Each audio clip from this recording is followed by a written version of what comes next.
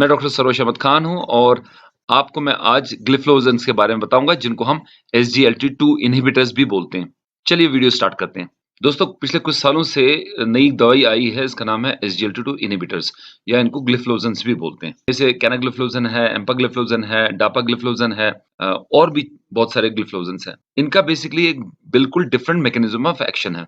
यानी ये दवाइयाँ शुगर जो है वो यूरिन में निकालते हैं। ये मैंने वीडियो इसलिए बनाया 2 चीज़ें बताने के लिए।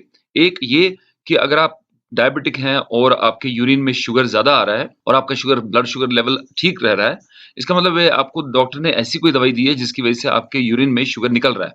सो ये जो ग्लिफलोजेंस है SGLT2 इनहिबिटर्स, इनसे यूरिन का शुगर निकलता है बाहर। तो आप देखेंगे कि आपका अगर फास्टिंग शुगर 100 भी है, लेकिन आपके यूरिन में 2% शुगर है। सो हैरानी की बात नहीं है, ये आपके डॉक्टर ने आपको नई एक दवाई दी है। तो आप चेक कर लीजिए ये दवाई। दूसरी बात ये है कि इसका मैकेनिज्म ऑफ एक्शन ऐसा है कि ये इंसुलिन रिलेटेड नहीं है। यानी इसका सिर्फ़ एक्शन है कि यूरिन से शुगर को बाहर निकालना, उसकी वजह से जो खून में शुगर है वो कम हो जाए। तो ये हाइपोग्लाइसीमिया भी काफ़ी कोई चांस ही नहीं है, ऑलमोस्ट कोई चांस ही नहीं है कि इसकी वजह से हाइपोग्लाइसीमिया होगा यानी शुगर कम होगा। और इम्पोर्टेंट बात ये है क्योंकि ये शुगर बाहर निकालता है, तकरीबन 70-80 ग्राम शुगर जो है या 100 ग्राम तक शुगर दिन में 24 घंटे में निकालता है। उसकी वजह से क्या हो रहा है कि आपका वज़न जो है वो कम होगा।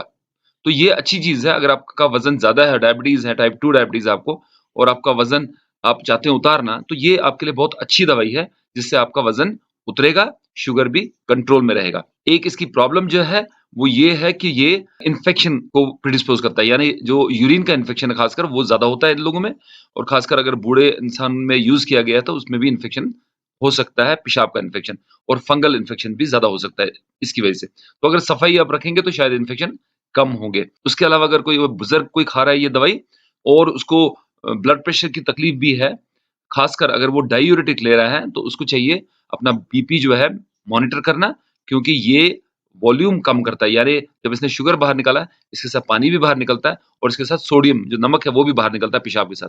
तो उससे क्या होता है ब्लड प्रेशर जो है वो कम हो जाता है। तो अगर ब्लड प्रेशर कम हो और आप ऑलरेडी ब्लड प्रेशर की दवाई खा रहे हैं, तो चांस है कि आपका ब्लड प्रेशर लो हो जाए और आपको लो होने की वजह से चक्कर आए और गिरने का खतरा हो।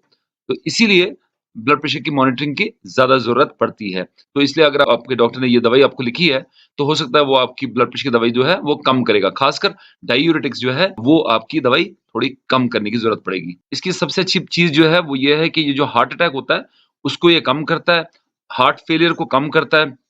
उसको हम बोलते हैं हार्ट फेलियर हॉस्पिटलाइज़ेशंस, यानी जो हार्ट फेलियर की वज़ह से अस्पताल जाना पड़ता है, एडमिट होना पड़ता है, उस चीज़ को कम करता है ये। तो ये इसकी सबसे बड़ी अच्छी बात है। दोस्तों मेरे वीडियो देखने के लिए बहुत-बहुत शुक्रिया। अपना ख़्याल रखिए, अपने फैमिली का ख़्याल रखिए।